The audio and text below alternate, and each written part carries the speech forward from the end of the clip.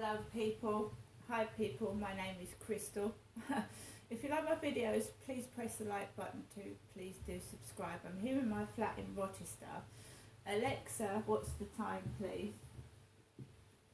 It's 11:31 a.m. Alexa, good morning. Good morning. So what's happened is basically I was awake at 6 a.m. this morning. There was noise above the ceiling, but I was really awake already. I can't say that they woke me up upstairs because they didn't, but I'd heard footsteps on and off all night long. So whenever I woke up, I could hear somebody walking across the ceiling. I had a phone call at 8. I heard the phone go off and I was just so tired that I laid back on the sofa and I covered myself over with the quilt. It doesn't upset me like it used to. The noise and what goes on, the wind-ups, it doesn't upset me like it used to. I mean, getting angry, yelling. I mean, I'll sing, I'll dance, I'll put the radio on to cover the noise up. I just laugh at it because it is pathetic. It's childish and it's pathetic. I mean, when you consider that grown adults are involved in it, I mean, how old is their age and mentality inside their head? It's ridiculous. So basically, I just ignore it. Right. My mum said to me yesterday she doesn't hold a grudge, but I think someone upstairs has been holding a grudge for over 3 years, and that's really pathetic. It's stupid and silly.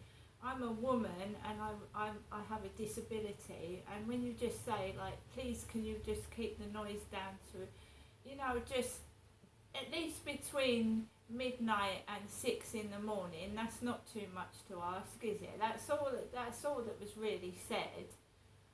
Everyone should be entitled to sleep and have sleep, because we all know what sleep deprivation does to all of us. It makes us, you know, not in control of ourselves. We're irritable, we're tired at the wheel when we're deprived of sleep. We make mistakes. Everyone should be entitled to have a full night's sleep. And if the landlord should have soundproofed these flats, they should be soundproofed. That is the main thing wrong with these flats. As well as, I don't think they're safe. I mean, as in Fort Knox, anyone trying to get in, it's built like Fort Knox. I mean, it's hard to get into the building, it's hard to get out of it as well, but is it safe? As in fireproof, safety proof? I mean, it does get overheated, it's boiling. And the gas. I mean, I have a gas safety check every year. The housing makes you have a gas safety check.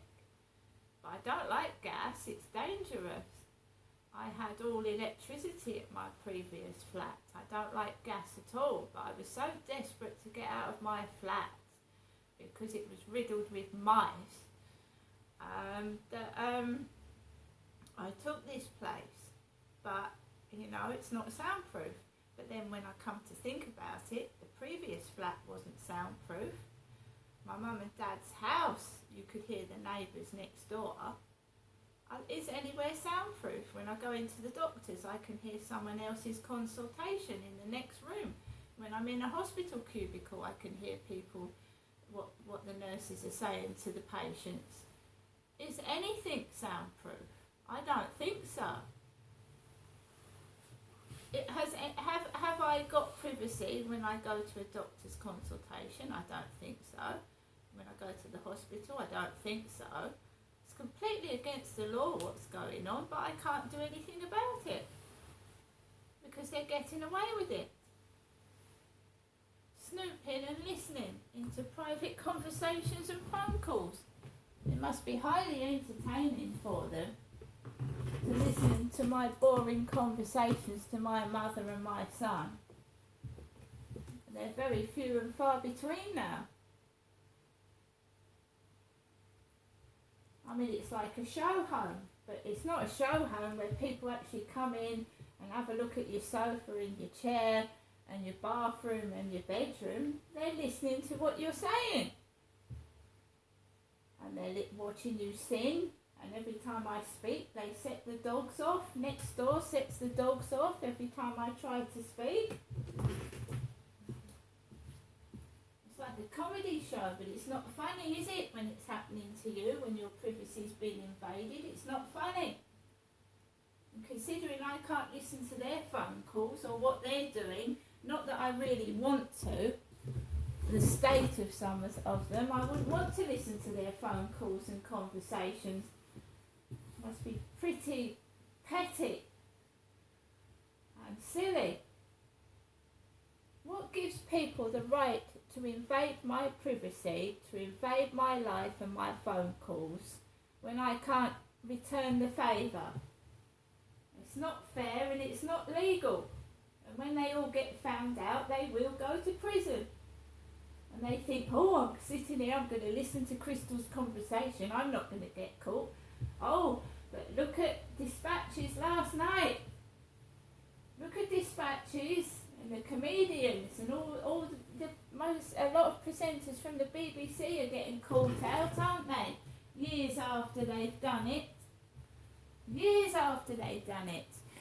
Russell Brand goes right back to 2002. That's 21 years ago. Sitting there rubbing their hands, we're going to get away with it. We're going to get away with it. She can't do anything. No one believes her. She's mad. Yeah, well, I'm not, am I?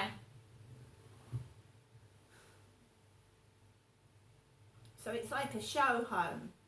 So every time I sing, every time I speak, every time I have a phone conversation, then it's like everyone knows all about it. And let's go to the phone conversation this morning that I didn't answer. And by the way, I'm changing my phone number.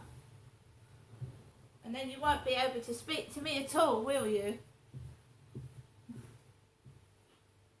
Thought I'd let you know that I'm changing my phone number. We'll see who really does care and who doesn't, won't we?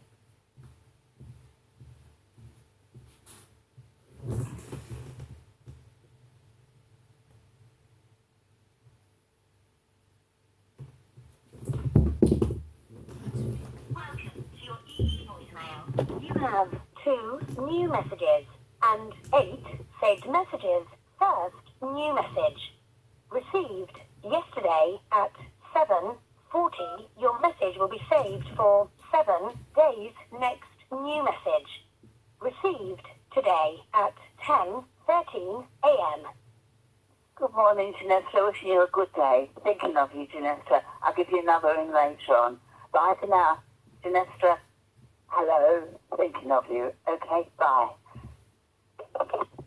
Yeah, well, she won't be able to leave messages like that for much longer because I'm changing my phone number. Ha ha ha, very funny. Hello. In some respects, she ought to be ashamed of herself. Do you know that? She should be ashamed of herself. You know my brother Dylan, who would have been 56 this year, the same age as my ex-husband, my brother Dylan, who died before he was 2 months old, all I know about my brother Dylan, he's got no headstone. He's been buried near a railway station. In London, my mother lives in Chatham, right? I can't go and visit my brother's grave because I don't know where it is. There's no headstone. And the first thing I would have done with my father's money would have bought that baby a headstone. That's what I would have done. My brother, who died in 1967, was murdered. He hasn't even got a headstone. She can't even tell me where my brother is properly buried. And she's not bothered to put a headstone on that baby, where that baby's supposed to be buried. No headstone on there. I can't even visit my brother's grave. She needs to grow up. Has she visited my sister? No. Do you know, between my mother and my brother-in-law, I don't even know where my sister's ashes are. They don't even know where my sister's ashes are. Disgusting. You think I'm the villain? I'm not the villain. The first thing I would have done was given that baby a headstone. People have got me all wrong. I am angry with my mother for legitimate reasons. My brother died in 1967. He was murdered. I don't even know where his grave is. She sat there laughing and going, hello, have a good day. Why doesn't she do something to make up for what my dad did? Why doesn't she get off her backside and do something?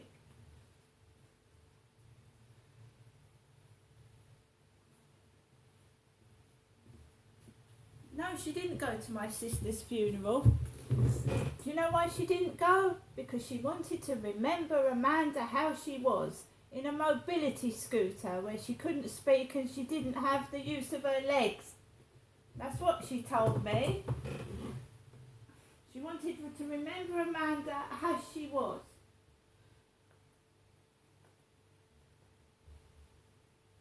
I don't even know where my sister is.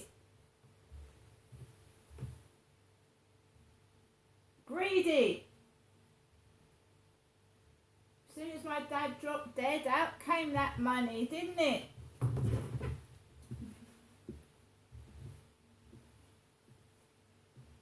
Now whoever's profiting on it, I hope it destroys you. All of you. I don't want to have anything to do with it.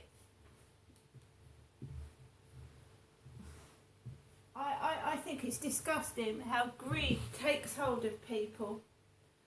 And my mother is not my manager. She's not in control of my finances or my life.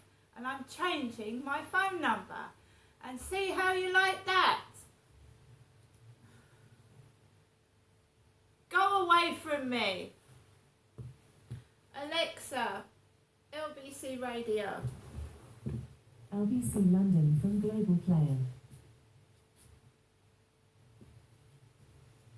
How about potentially something like community service and serving the neighborhood? So, for example, depending on what you actually steal, of course, there are people stealing to feed themselves. So you would just have to have maybe a different sort of level of, like, for example, how many hours of community service you do based on what you have stolen. And I think that would serve as a deterrent without necessarily putting people in prison, because I don't really think they deserve that. And depending on what you've stolen or how much it's worth, that's how much. And when you look at our neighborhoods, there's so much that can be done. And, you know, it will give people such a sense of security, seeing others being active in the neighborhood. Things like that, we have a rubbish problem, mice, rodents. I mean, there's so much that can be done within local neighborhoods, you know? So Sarah, the truth is we do have community service already. We do have people doing community service for crimes. But I'm not sure I don't think the public see it. It sort of is slightly hidden. And when you say we've got, you know, rubbish on the streets, people could clear it up, I think what you're almost saying is you want to, it's a bit like the old chain gang in the United States or somewhere. You want to sort of see it being done in community, because I think the community service is hidden. But it's a sort of public shaming of people basically, and a lot of people are uncomfortable with that sort of public shaming. Do we really want, for example, we just heard from Mel, heartrending, do we really want her to be sort of shamed in that way for the crime that she's committed because of need? Yes, no, you know what, that is a really, that is a really poignant point, actually. No, we don't want that. And at the time, as I kind of said it, it dawned on me that these people won't want to be in public being seen. You know, people would know what it was potentially for. But maybe some sort of covert, like you say, community service or something that, I don't know. I just don't think they deserve to be put in prisons, and the prisons are overrun as it is. Yeah. But you are But right. you can see as we talk about it, it isn't straightforward. It's actually a really difficult issue. Sarah, thank you for calling in. Thank you for sharing. You listen to David Lammy here on LBC. The time now is 11:46. This is LBC. This is what award-winning customer service sounds like from Real Octopus Energy calls. Wow. Right, guys. So, yeah, greed turns people into monsters. Money. I don't want it. I don't need it. I'll cope with what I've got. And I am changing my phone number, and then she can ring blank space. I will not be manipulated. My sister died in horrific circumstances. My brother was murdered. And I don't need that silly woman making fun like I'm going to be next. Right? You should look after your children, not hurt them or harm them or make fun of them. It's not funny. My mother's never grown up. She never will grow up. And she's oblivious to anything but herself. See you later.